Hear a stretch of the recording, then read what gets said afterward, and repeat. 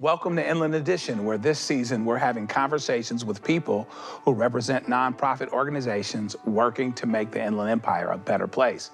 My name is Joe Richardson. I'm a local attorney, Inland Empire resident, and your host. And today we're going to chat with Kimberly Starrs, the president and CEO of Inland SoCal, United Way, and United Way of the Desert. United Way provides a variety of high-impact services for the communities they focus on. These include collecting and reporting data on community needs and resources, preventing eviction and homelessness by distributing financial support for housing costs, strengthening skills for individual job placement, connecting vulnerable populations with services aimed at increasing self-sufficiency, and distributing emergency financial support to small businesses in the time of need. Born and raised in Palm Springs and proud of her Latinx heritage, Kimberly Starrs is not only a fan of Star Trek, Cats, and culinary school, but she has worked with United Way for over 18 years, where she was instrumental in expanding the agency's revenue from $3 million to over $100 million a year. She chairs several boards in the business and nonprofit communities, and one of her core beliefs is that every person deserves to lead a joyful and fulfilling life. Let's meet her and learn more about how United Way helps our community on a daily basis.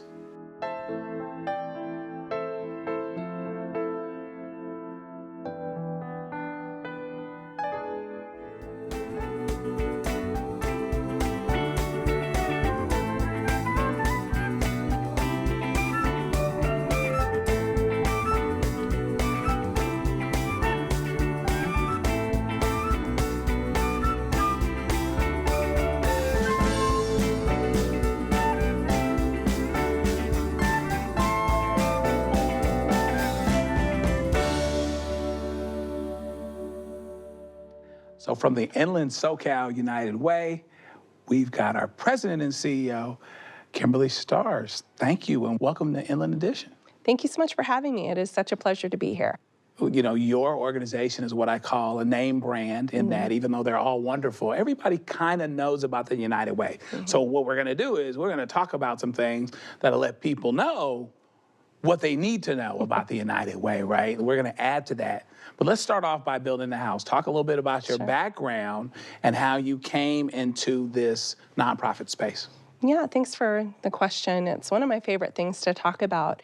Something that my colleagues and I talk about frequently is that there's not always a straight pathway to enter into social service or public service, and certainly wasn't the plan for me.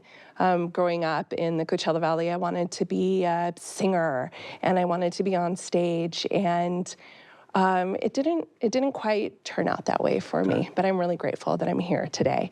But I always knew I wanted to do something that would help my community, and I didn't know what that would look like. So I found myself kind of in between jobs, deciding what I wanted to do with my life, a young woman with, not a lot of ties, but a lot of big dreams. Sure. And the position came open at United Way of the Desert, and I applied with kind of the intention of looking for other things at the same time. And I even said so in my interview, so I'm astonished that they actually hired me. Look at that. But it was meant to be. So I fell in love with the mission of the organization and the people and the opportunity that it provided to connect folks across all different socioeconomic stratospheres, and wherever you come from, whoever you are, as long as you love your community, there's a place for you. Talk about the mission of the United Way and give us a 101, because we all think we know the United Way. We've seen the logo, right? We think we know it, but let us know as if maybe we don't know it, and we'll find out maybe there's some things we know and some things we don't.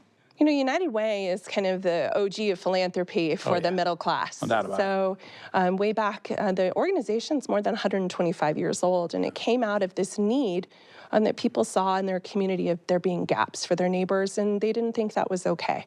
So they knew somebody had to do something, and they were that somebody. So way back 125 years ago, a group of people came together and said, we want to care for our community in ways that really matter. And that idea spread. Shocking, right? That idea spread.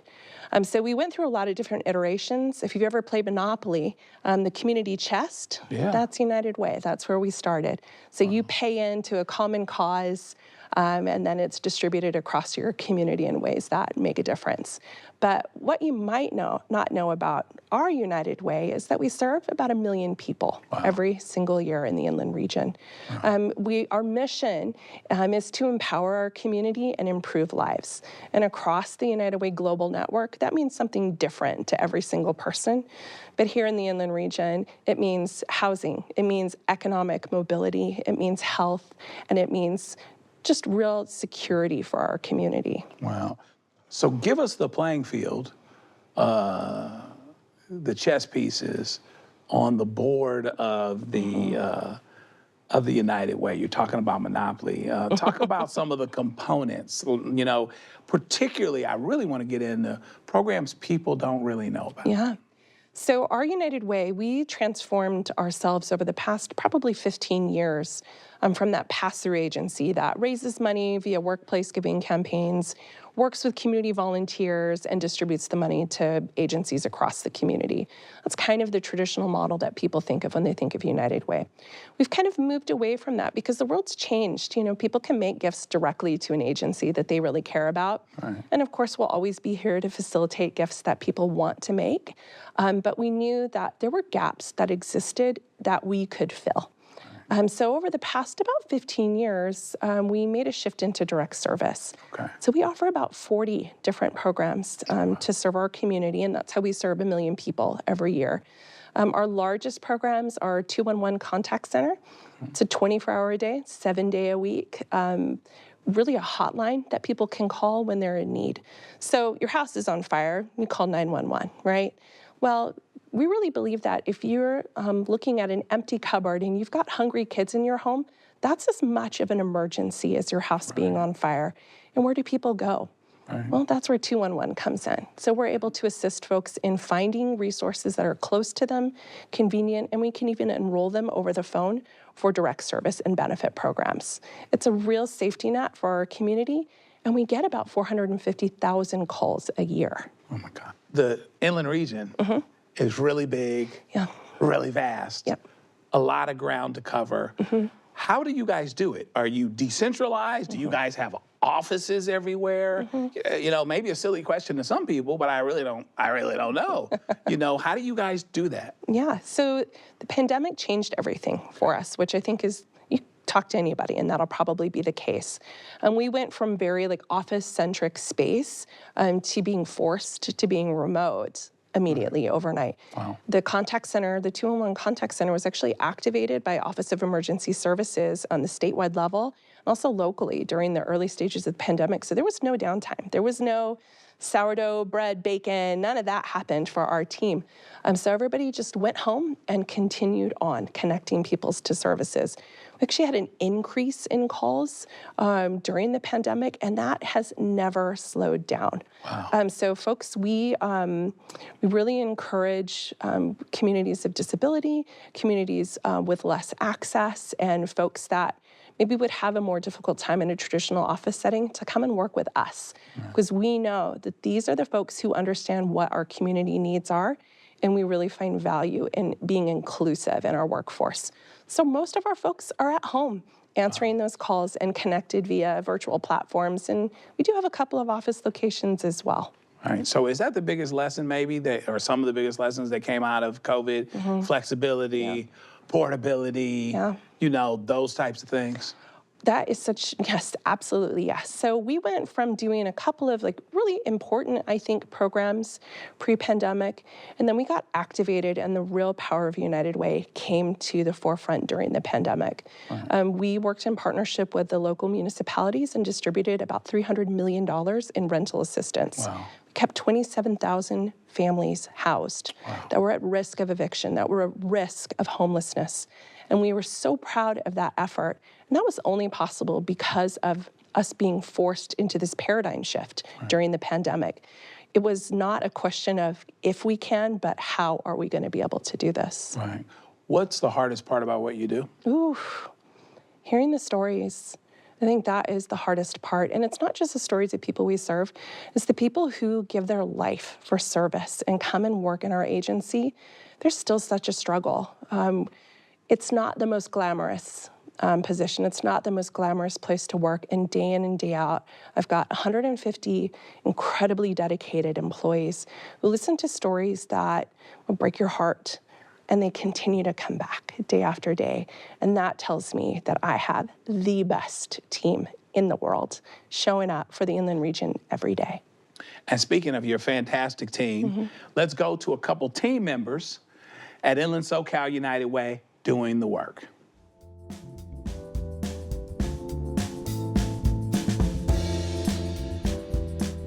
My name is Isabel Sanchez with Inland SoCal United Way, and I am the Director of Philanthropy. I go out to ask for donations with our partners. I share stories. I share the impact of the work that we do. And this is how we fund a program like Kids Pack. So the Kids Pack program was created in 2005 to fight food insecurities for children kinder through 8th grade. We are able to deliver bags full of nutritious food so that kids have something to eat during the weekend when they do not have access to their free lunch at school. I work with one of our partners that donates to United Way. And somebody like myself went out to do a presentation and encouraged us to give. And I thought, that's where I want to be. And the reason I came here is because I thought if I'm going to leave my small children to come out here and work, then I want to do meaningful work. And the reason that it had such a big impact on my life is because I grew up without having. So I know what it's like to need. And I can also tell you that that's who gives. The people that do not have a lot, but they've been through those similar situations. We bring hope. We want to make the world a better place. We want to strengthen our community.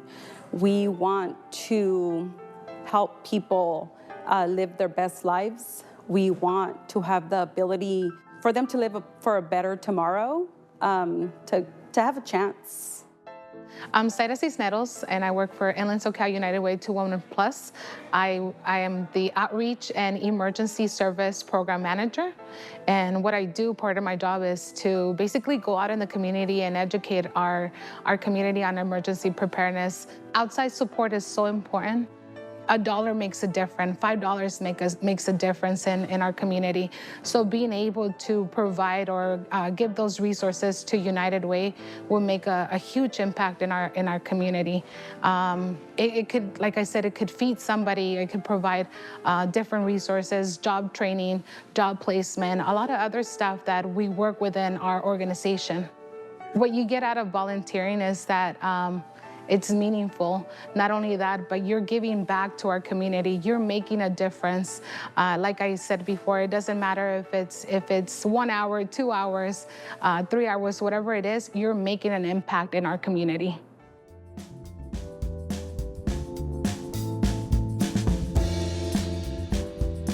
How are you guys funded? That's a broad question, but I'm sure there's elements, Yeah. Elements. And does it split up a certain way in terms of percentage? This is, just people they give. These are grants. These are government. How does that go? So all of the above. So if you would have asked me 15 years ago, we would have been mostly corporate and individually funded. So just regular gifts that would come in by workplace campaign, corporate gifts, private philanthropy, really. Today, we are almost entirely funded by grants and contracts. Really? And we made that shift intentionally. When you see so much difficulty in the state of the workplace, it's not a great place to kind of stake your revenue model. Right. So yes, absolutely, forever and ever, always will be grateful and connected to workplace giving. But we knew if we were going to really be here for the folks who need us in the Inland region, we needed to have more. And the way for us to grow our agency was really through grants and contracts. So I imagine there's some advocacy piece there in terms of, being in front of government folks and everything, because they have the purse strings and they need to know what the United Way is doing and what it's doing now and how to facilitate it continuing to do what it does. Talk about advocacy efforts, and is that you, or is that you have a department, a group of people dedicated to that? How does that go? We've got a couple of folks on our team. I've got an executive director of government relations who's fantastic, and a shout out to Assembly Member Eloise Reyes Gomez for leading AB 3020 for us, which is a 211 bill. So there isn't a statewide or national funding mechanism for 211. So while it is definitely a necessary service, it's kind of like that Spider-Man meme where everybody's pointing at each other and saying, like, you pay for it, and there's really nobody to pay for it. So we're really trying to identify some statewide funding for that, and boy, it can be a challenge, especially considering the budget environment that we're in the state of California. But that doesn't negate the need that folks have and those calls that we are continuing to answer. So yes, advocacy is a huge thing that we do at United Way, and we do it in partnership with the other United Ways across the state. So we have a larger impact, and we're able to kind of push those things forward that we really care about. Tell us about your work with, I mean, you're in the inland area, and inland, both Riverside County and San Bernardino County are now majority minority. We have, I think one of our strengths, of course, would be our diversity, diversity of all types. Are there any barriers in particular with connecting with other audiences, which are the majority audiences now in our area, to talk about how you guys connect the dots to do that? Because maybe sometimes, and I don't know, maybe sometimes certain populations might look at something that they heard about or that they know about and they're not sure it's for them or whatever that might be. How do you do that? Well, I think our strength is in our team. So like I said, we have 150 employees, and we intentionally hire from peer communities. So if you're going to work in a reentry program, we want to make sure that you have that lived experience so that you're not just being prescriptive about solutions for folks. And we work in partnership with community. We're very intentional with hiring peers across all of our departments and all of our programs. And one of the things that I'm really passionate about is lived experience being a key indicator for leadership. So I am really not interested in somebody who's never struggled a day in their life to come in and tell others how they should budget their money or do this, that, or the other action. You've never faced that yourself. I've had significant struggles in my life, and it really informed my ability to have compassion and care for people that face impossible choices. I always like to say you can't take people where you haven't been. And there's a certain credibility and reality that comes from having had struggles yourself. And so inevitably, you know, what you do is super difficult, but the goal is clear. It's like climbing a mountain, right? Give us a story. Is there a story that you have even recently that kind of reminds you of your why, your WHY, and kind of keeps you going in a tough moment? Yeah, so we, one program that I am so proud of right now that just started for us is we are one of the pilots for the California State's Guaranteed Income Pilot Program. So we are the largest pilot in the state, $10 million program that's going to offer unconditional payments to pregnant women and foster. So former foster youth and 500 pregnant people. There are payments of $600 a month for 18 months for pregnant people and $750 a month for foster youth. A transformational opportunity to say, here's the power of income. And back to your question of the story, when I heard about this project and the opportunity, I said, absolutely yes, we have to do this. We have to be a part of this. And I tell this story a lot. When I had my first son, he's almost 14 now, so this is some time ago. I was working 2 jobs, really struggling to make ends meet, and every single day wondered, how the heck am I gonna keep this kid in diapers? How am I gonna keep feeding this kid? This feels impossible. And I think about the impact of a program like Guaranteed Income and what that could have done for me. And I could have been a better mother. I could have been more at ease. I could have enjoyed those early years with my baby. And I wonder, how many people do we leave behind? We leave folks behind when there aren't resources available. We leave folks behind when we say, figure it out. And so it is so empowering for me to be able to offer this program to our community and say, we believe in you. You're enough. What are the factors you say that make Inland SoCal United Way unique? The The Inland Region is a special place. It's home. It's my childhood home. People here are really resilient. We look at our neighbors on the West Coast, and it kind of feels like the world is at their feet, right? Everything is just, it's there, the center of innovation, funding, everything. Right. And in the Inland Region, we've always had to be scrappy. Right. But by being scrappy, I think we advance ahead and leap ahead where others might struggle with indecision. You serve 1 million people a year. If you had a wish list, a resource wish list, you can fill in the blank. We could do more of this or do this, which we haven't done before if we had this. Such a good question. There's so many needs. But when I think about what our callers ask us for, the top 3 needs, housing, Right. utilities, and food. We need more affordable housing here in the Inland Region. It doesn't matter how many resources we have on preventative or shelter or any of those are all important, and we are proud to provide them. But we need affordable housing. We need units. We need people to be able to achieve that American dream. It is so out of reach for folks. And if there was more funding available for us to be able to really pay people a livable wage, we produced a report in partnership with the United Ways of California called the Real Cost Measure. And what it tells us is that in Riverside and San Bernardino County, it takes about $78,000 a year for a family to just make ends meet. That's not vacations, that's not an extravagant lifestyle, that's just the basics. When you look at median income for this region, it's about $55,000 a year. Folks are struggling. So if we had more, I think, awareness around that and people could feel less shame, like you're working your butt off and it still feels like it's not enough, it's not a problem with the person, it's a problem with our system. One of the things that I learned about when I went to college and started sitting on committees was that the lifeblood is the ability to raise money, right? Yep. And so look in the crystal ball for us a little bit. Sure.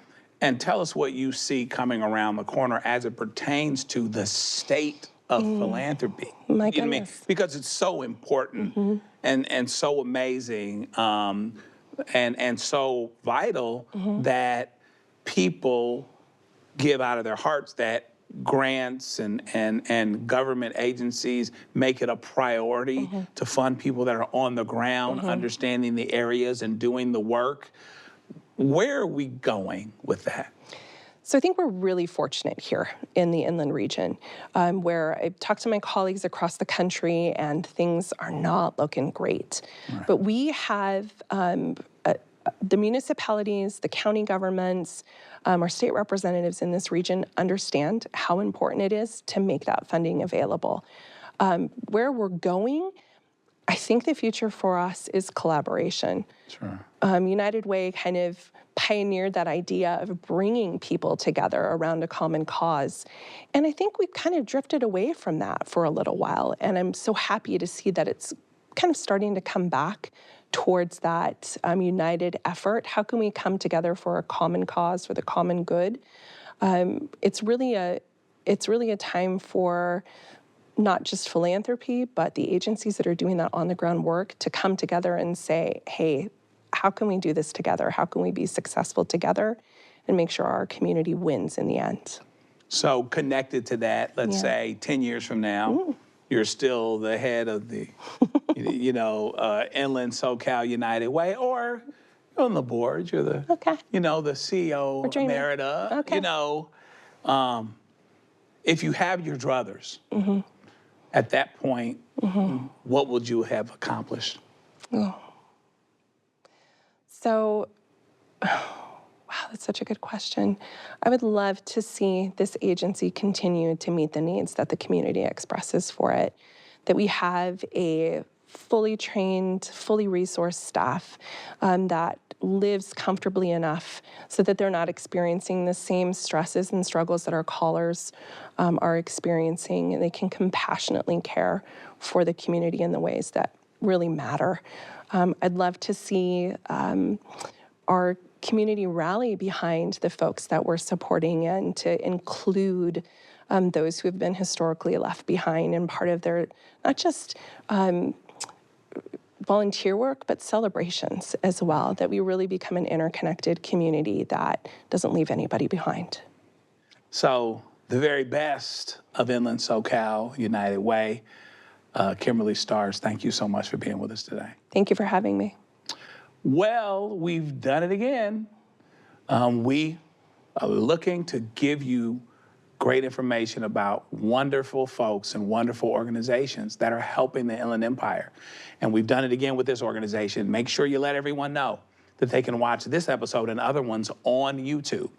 And keep watching us as we seek to unveil all of the great work going on in the Inland Empire for the benefit of all of us. And we'll do it one conversation at a time. Until then, I'm Joe Richardson. Thanks for coming, and we'll see you soon.